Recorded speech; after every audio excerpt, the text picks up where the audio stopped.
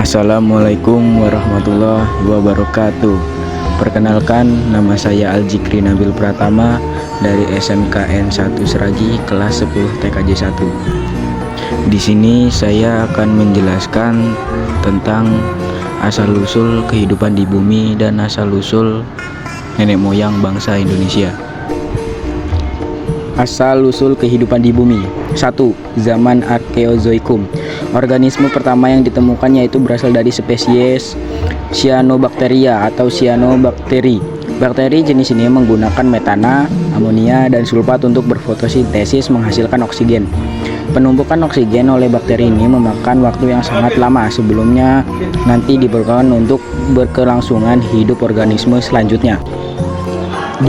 Zaman Paleozoikum.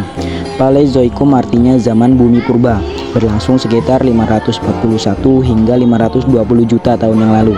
Paleozoikum berasal dari bahasa Yunani yang berarti paleo, tua, dan zoo, hewan, atau kehidupan purba. Masa awal ketika permukaan bumi sudah memiliki hidrosfer, lapisan air, dan atmosfer, lapisan udara, organisme invertebrata mulai muncul pada zaman ini. Contohnya adalah ubur-ubur, koral, cacing, dan beberapa hewan laut lainnya. Beberapa tumbuhan paku juga sudah mulai bermunculan di zaman ini. 3. Zaman Mesozoikum. Masa ketika permukaan bumi sudah mulai stabil, munculnya dinosaurus pada masa ini menyebabkan masa ini disebut dengan zaman reptil atau zaman dinosaurus. Mesozoikum berarti kehidupan tengah, diambil dari bahasa Yunani meso yang berarti antara dan zoo yang berarti hewan atau makhluk hidup. Era ini terbagi dalam 3 periode yang masing-masingnya memiliki masa awal, tengah, dan akhir. 4. Zaman Neozoikum. Zaman setelah kepunahan dinosaurus ketika permukaan bumi didominasi mamalia dan burung. Berawal dari 60 juta tahun yang lalu sampai sekarang.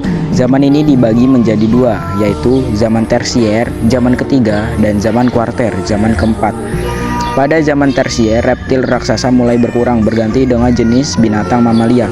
Zaman ini terbagi menjadi Paleosen, Eosen, Oligosen, Miosen, dan Pliosen. Pada zaman Paleosen, hewan primata mulai bermunculan. Primata ini bertubuh besar dari gorila dan disebut dengan gigantrofi. Sementara itu, pada zaman kuarter mulai muncul tanda-tanda adanya kehidupan manusia purba. Zaman kuarter berlangsung sekitar 2 juta tahun yang lalu. Zaman kuarter terbagi 2 masa, yakni masa Pleistosen dan merupakan awal kehidupan manusia dan seringkali disebut dengan zaman es. Masa selanjutnya yaitu masa Holosen yang merupakan awal kemunculan Homo sapiens yang diyakini sebagai awal mula dari manusia modern. Asal-usul bangsa Indonesia. Asal-usul nenek moyang bangsa Indonesia terbagi menjadi 4 teori. 1. Teori out of Africa. Nenek moyang bangsa Indonesia berasal dari Afrika, menyebar migrasi karena adanya kekeringan yang berkepanjangan. 2. Teori of Yunan.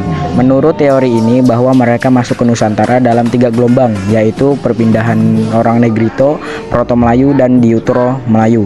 3. Teori of Taiwan. Menurut teori ini bahwa bangsa Indonesia berasal dari Taiwan karena bahasa-bahasa yang digunakan suku di Indonesia adalah bahasa Austronesia yang digunakan oleh suku-suku di Indonesia. 4.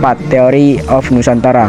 Adanya penemuan manusia purba yang ditemukan memiliki ciri khas manusia purba yang ada di Nusantara merupakan keturunan dari Homo soliensis. Sekian dari saya, semoga ilmu ini bisa bermanfaat untuk kita semua.